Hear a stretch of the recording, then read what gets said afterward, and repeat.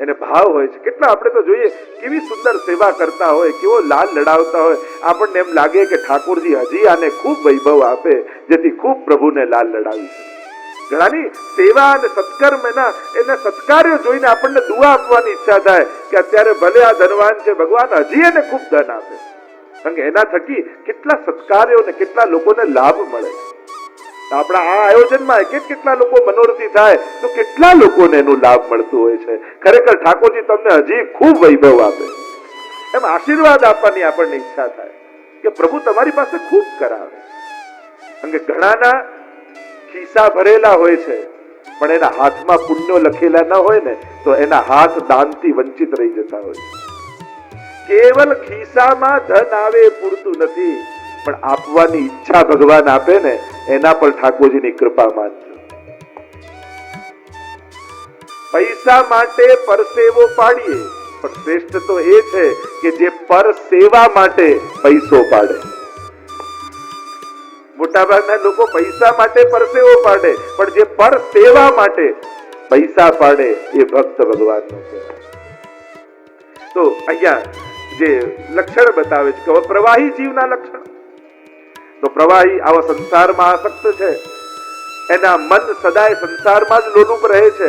અને મહાપ્રભુજી એનું વર્ગીકરણ કરતા બે પ્રકારના આસુરી લોકો બતાવ્યા, એક સહજ આસુર અને બીજો અગ્ન આસુર.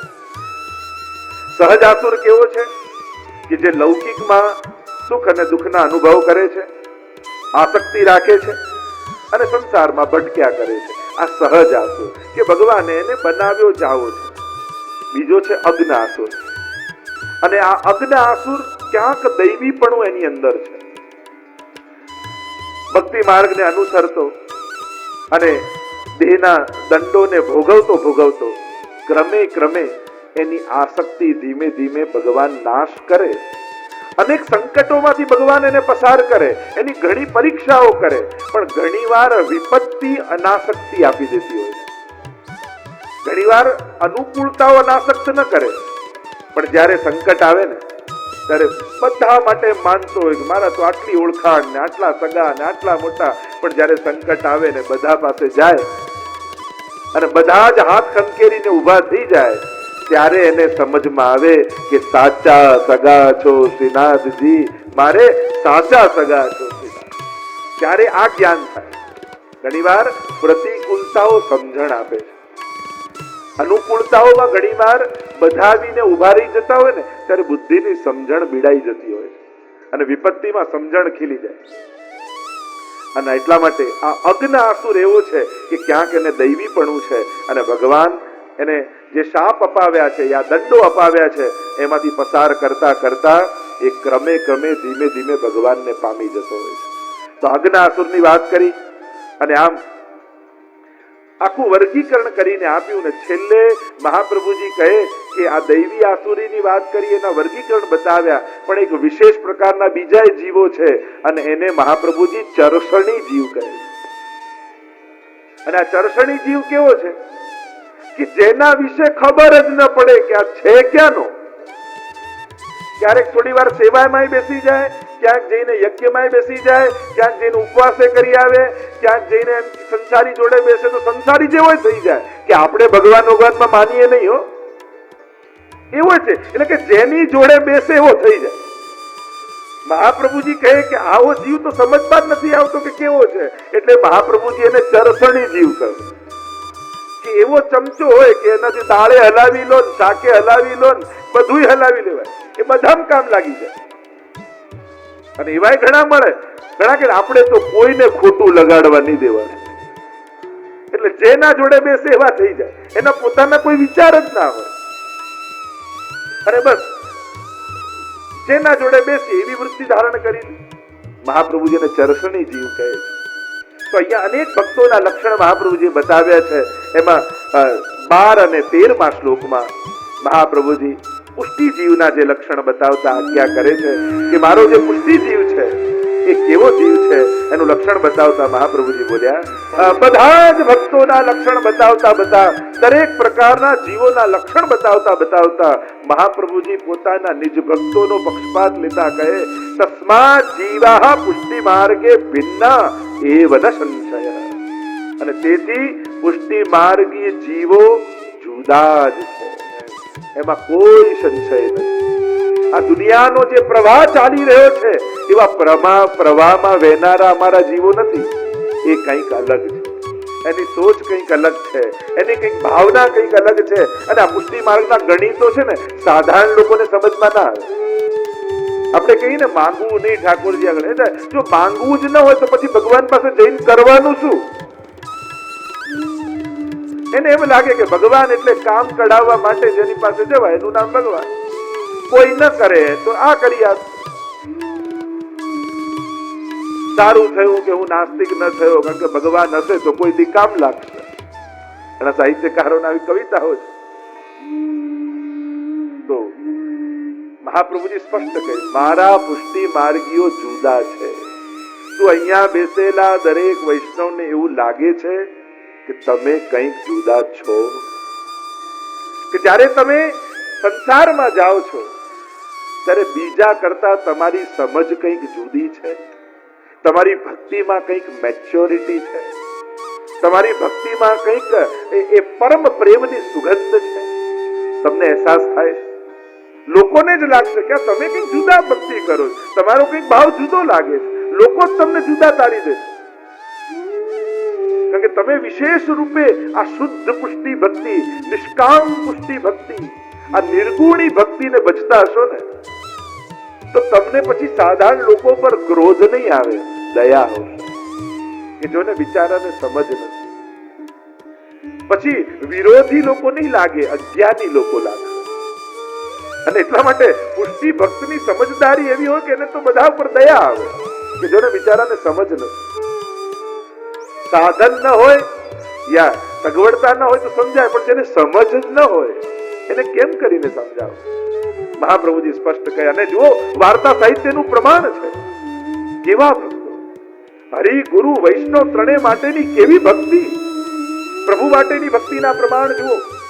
હવે નારાયણદાસજી રત્નો નીકળતા અને કહેતા કે આ તો બગાડ છે, આમાં પોતનું કરી દે, અરે આ તો બુદ્ધિ બગાડે. અરે જેના ઘરે ઠાકોરજી જયારે પદ્મનાભ દાસજીને એમ કહેતા હોય કે પદ્મનાભ દાસ જો આનંદ બપુ યશોદા કે ઘર આયો वो आनंद तूने दिवायो, મને તારા ઘરે યશોદાજી જેવો આનંદ આવ્યો. આનાથી મોટું સન્માન એક ભક્તનું બીજું કયું હોય છે?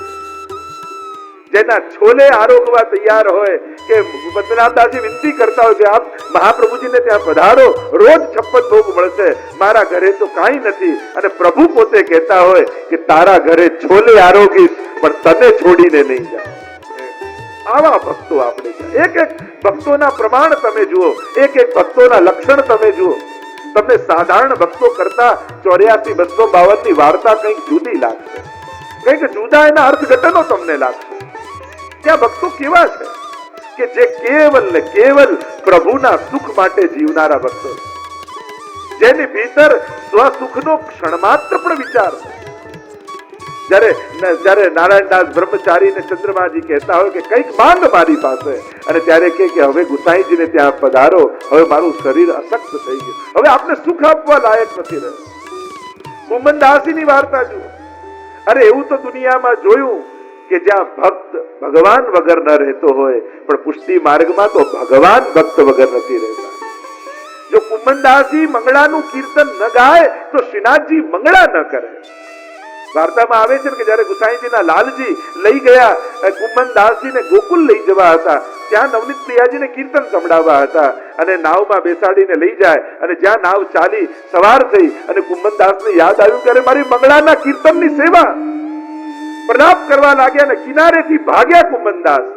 અને અહીંયા મંગળાનો તો સમય થઈ ચુક્યો છે, અને મુખિયાજી અપરસ કરીને જાય અને ભીતર જવા જાય ત્યાં તો અપરસ છોવાઈ જાય, પાછી અપરસ કરે ને પાછી છોવાઈ જાય, પાછી અપરસ કરે ને પાછી છોવાઈ જાય. મુખિયાજીને થયું કે આ ઠાકોરજી જાગતા કેમ નથી? અને ત્યાં કુંભનદાસ દોડતા દોડતા આવ્યા અને જગાવવાનું પદ ગાયું, ત્યારે શ્રીનાથજી ઠાડા થઈ ગયા. કારણ કે જો ગાવાનો આગ્રહ ભક્તનો છે તો ભગવાનનો પણ આગ્રહ છે કે તું ગાય પછી હું જાગું. મહાપ્રભુજી અહીંયા એક ગૌરવ એમની છાતી ફુલાવીને કહે છે, તસ્મા જીવાહા પુષ્ટિ માર્ગે ભિન્ન, મારા ભક્તો કંઈક જુદા છે, આ પ્રવાહમાં ચાલે એવા નથી, સિંહ જૂથ નહીં હોય. એટલે તો હરિરાયજી કહે છે ને કે આ ટોળામાં જનારા ઘેટા જેવા નથી, મારો તો એક એક વૈષ્ણવ સિંહ જેવો છે. એની ભક્તિ કંઈક જુદી છે, એની કુમારી કંઈક જુદી છે, એની માંગણીઓ કંઈક જુદી છે, એની ઈચ્છાઓ કંઈક જુદી છે, એની આંખો કંઈક જુદી છે, એના દર્શન કંઈક જુદા છે.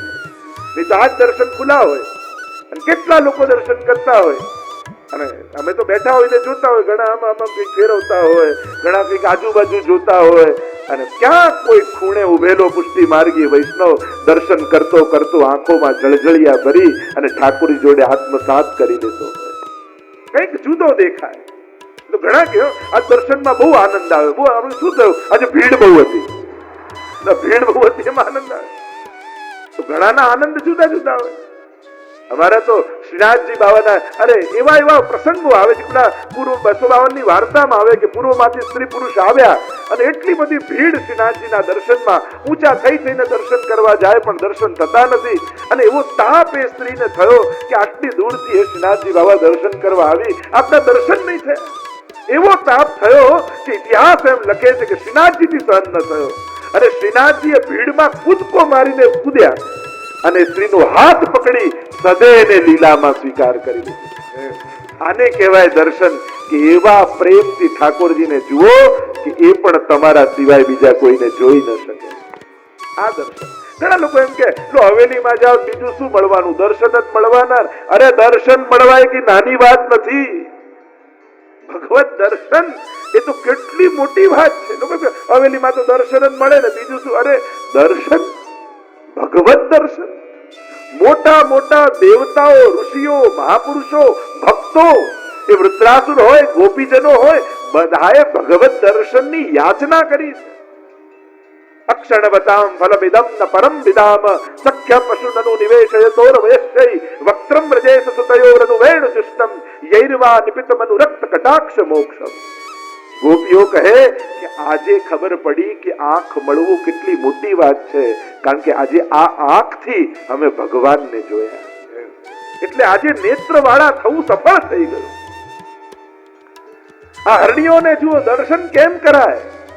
ધન્યા સુમૂઢ મતયો વિહરિન્ય એતા યાનંદ નંદન મુપાત વિચિત્ર વેશમ આકર્ણ વર્ણ રેણુ તનિતં સહ પૃષ્ઠ સારા પૂજામ દધુવિરચતામ પ્રણયાવલોકૈ. વેણુગીત, ભાગવતના વેણુ ગીતમાં દર્શન કેમ કરાય, હરણીઓ પાસે શીખો એમ ગોપીઓ કહે. પ્રણયાવલોકૈ, આંખ છે, દ્રષ્ટિ છે, પણ પ્રેમથી ભરેલી દ્રષ્ટિ છે, અને નેત્રોના દર્શન માત્રથી પૂજા કરી રહી. જરૂર નથી કે નિકટ પહોંચી હાથથી જ સેવા થાય. આ હરણીઓ તો નેત્ર માત્રથી, દર્શન માત્રથી પૂજામ દધુવિરચતામ પ્રણયાવલોકૈ, પ્રભુનું પૂજન કરી રહી છે. એક એક એક એક લક્ષણ, આપણી પાસે તો એટલો સમય નથી, બાકી એનો વિસ્તાર તમે કરો તો દર્શન એ કોઈ નાની વાત નથી, બહુ મોટી વાત છે.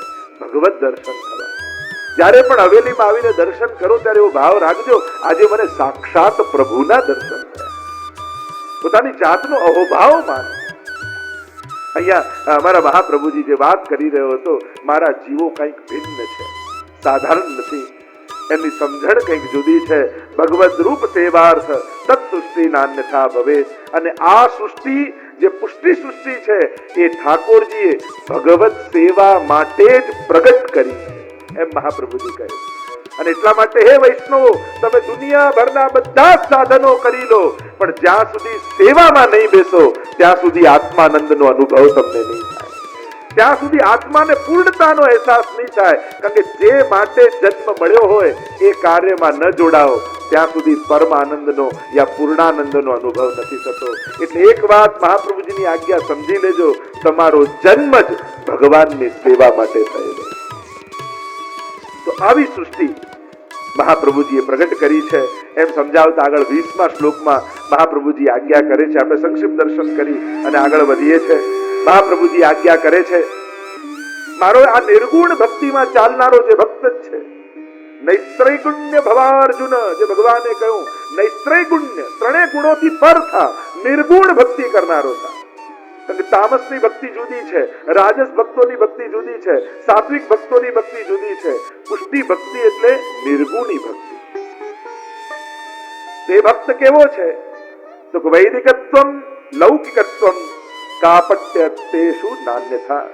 લૌકિક વૈદિક કરવું પડે કારણ કે દેહ બુદ્ધિ છે, કરીએ છે, પણ કાપટ્ય બુદ્ધિથી, જે હરિરાયજી પણ આજ્ઞા કરે છે શિક્ષાપત્રમાં, એમાં કાપટ્ય રાખે છે.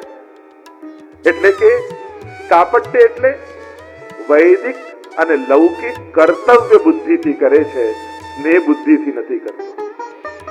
કોઈ પણ વૈદિક કર્મ કરીએ, આગળમાં લોકે સ્વાસ્થ્યમ તથા વેદે હરિતુ ન કરી શકી, અથવા લોકે સ્વાસ્થ્યમ, આપણે ત્યાં ચર્ચા આવી ચતુશ્લોકીમાં પણ કહ્યું કે પ્રભુ જેને સર્વાત્મ ભાવે હૃદયમાં પધરાવ્યા છે, એના માટે લૌકિક વૈદિક નું શું પ્રયોજન? પણ જ્યાં સુધી દેહ બુદ્ધિ છે, જો ભાવના અને પ્રેમનું અનુકરણ ન થાય, સિદ્ધાંતોનું અનુકરણ થાય.